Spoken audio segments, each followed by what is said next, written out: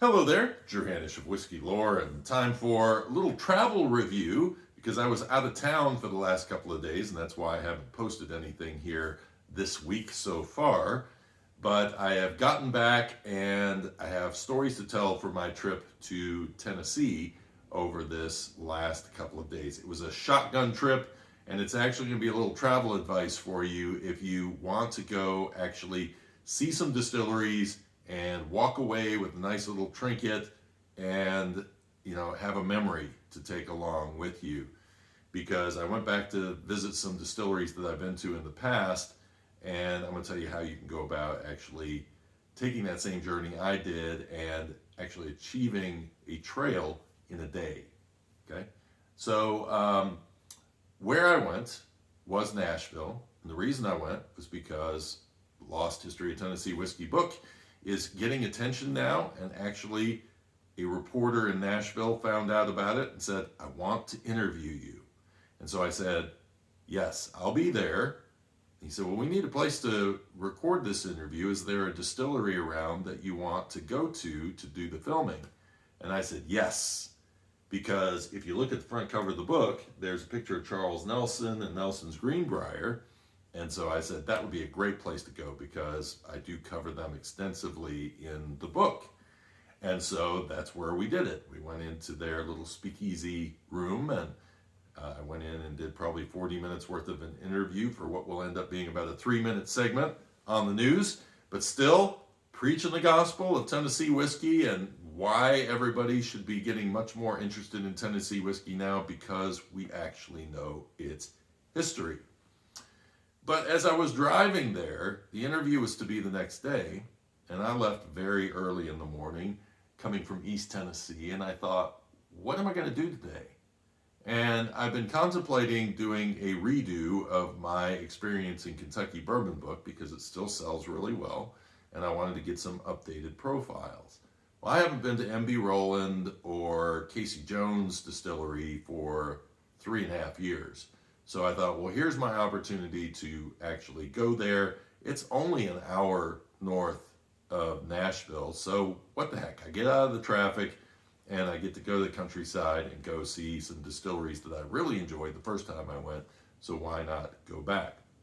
Well, when you go to those distilleries, in one day you can conquer a trail, and it's called the Stateline Tour, and this is the little stave that they give you if you conquer the trail, and you get the 3 shot glasses. Now you get the shot glasses that are branded with each of the distilleries' names after you do the tour at each one. So you can go to each one and just do tastings if you want to, which will cost you less, but especially Casey, and I'm not sure about Old Glory, but Casey and M.B. Roland, you can go in and just do the tasting if you want to do the tasting, or you can pay the extra and go take the tour.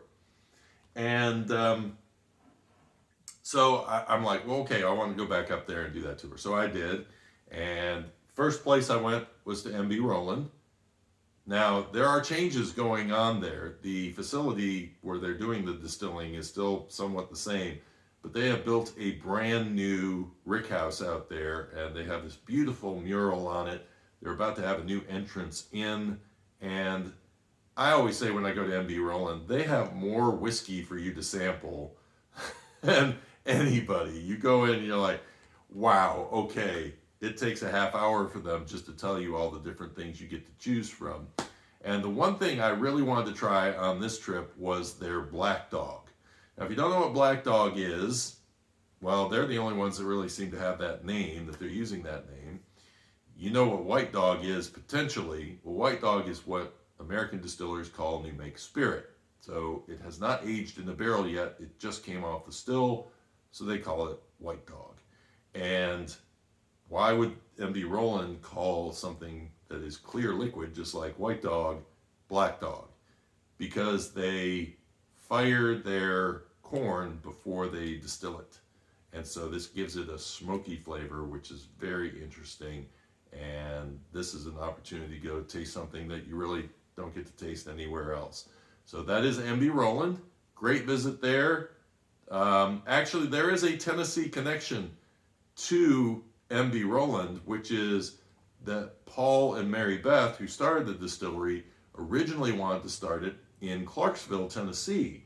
And I was trying to find out who was the first person.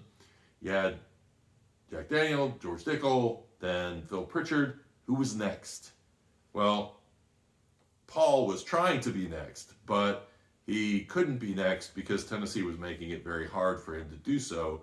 This was before everything really opened up. And so he crossed the border and went to Pembroke, near Pembroke, to an Amish farm, and he converted that into a distillery. So it's a really interesting connection with Tennessee, and probably part of the reason why they decided to do a Stateline tour that included Tennessee.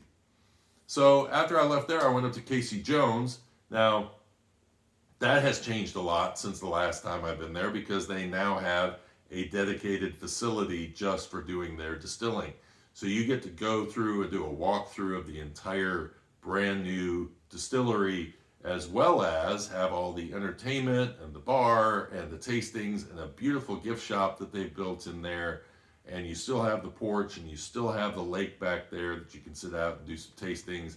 And so a lot of stuff there. And they're more moonshine based. And so I talked with AJ, who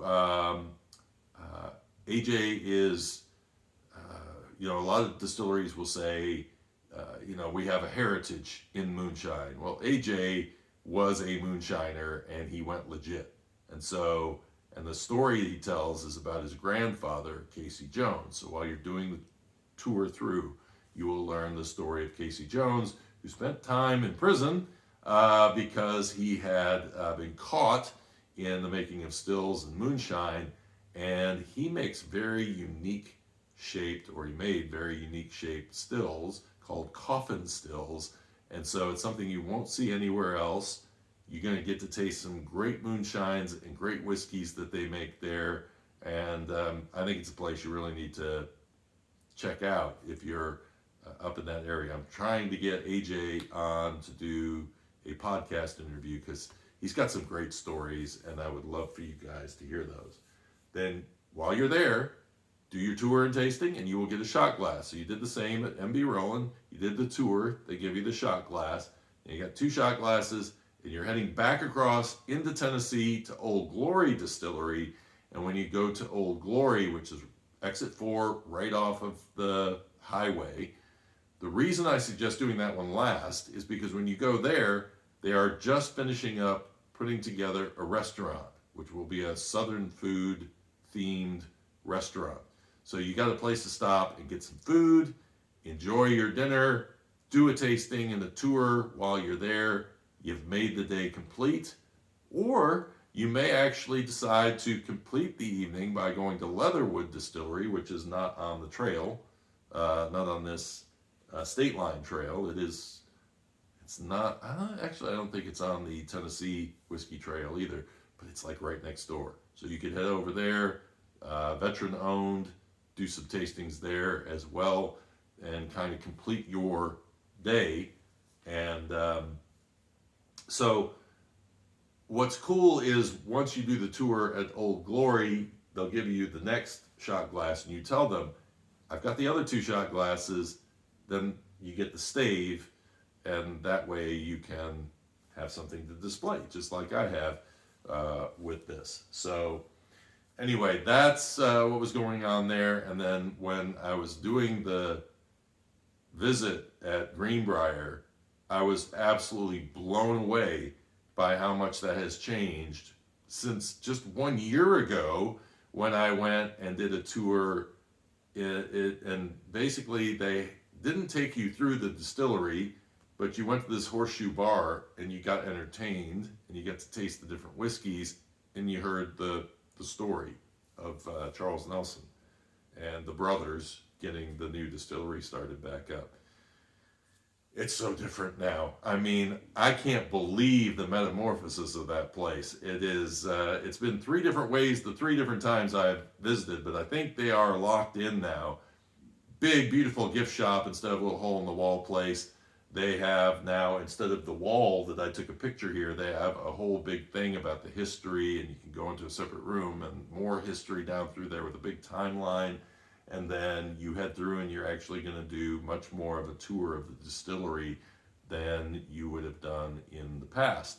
And so big turnaround. And then they have a full-size restaurant in there, the Oak Room, which is where I did my interview with Andy Nelson long ago when I was first starting on this whole journey. So if you're in Nashville, I would say you got Corsair within the same building on the other end of it.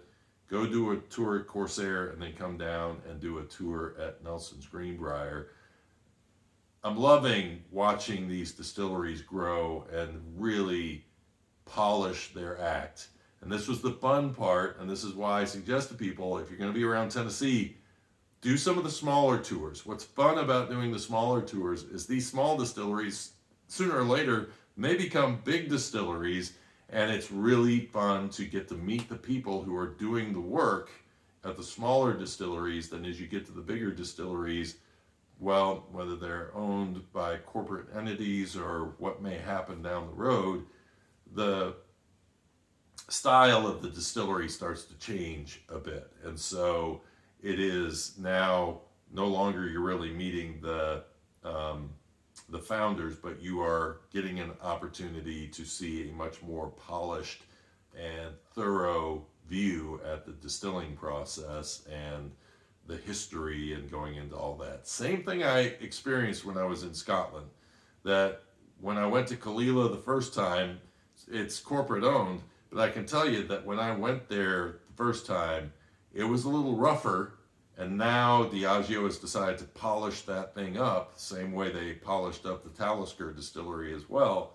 And so it was fun seeing it in its earlier incarnation before they went all spit and polish, because there's charm in that rougher edge in the early days versus the spit and polish, which is very much appreciated and much more full featured, but yet sometimes you want to see where this all came from. And that's why I say doing the same distillery a couple of times actually is not a bad thing, especially when they've changed as drastically as, say, a Casey Jones or a Nelson's Greenbrier, or they've added a new feature like Old Glory has. So I hope this has been informative for you. I do suggest going to Tennessee and doing some tastings around some of the distilleries and doing that trail, as well as Western Kentucky. They are overlooked.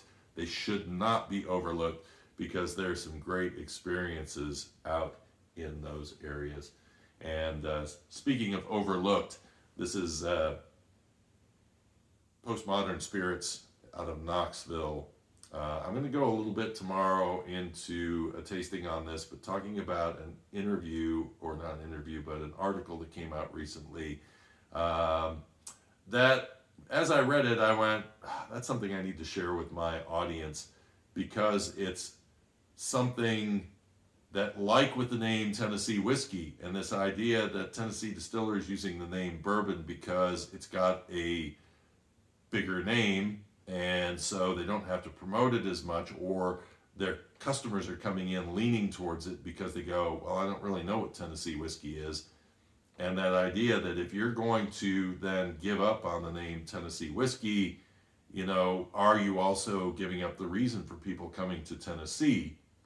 You know, why go there if you can get bourbon in Kentucky and it's right next door, that sort of thing. Well, American Single Malt, it is an emerging style, and the discussion is about, should we use that, or should we go to an older name and maybe an older style instead, because it might be more accepted. So we'll jump into that tomorrow. But until then, cheers and Slainte.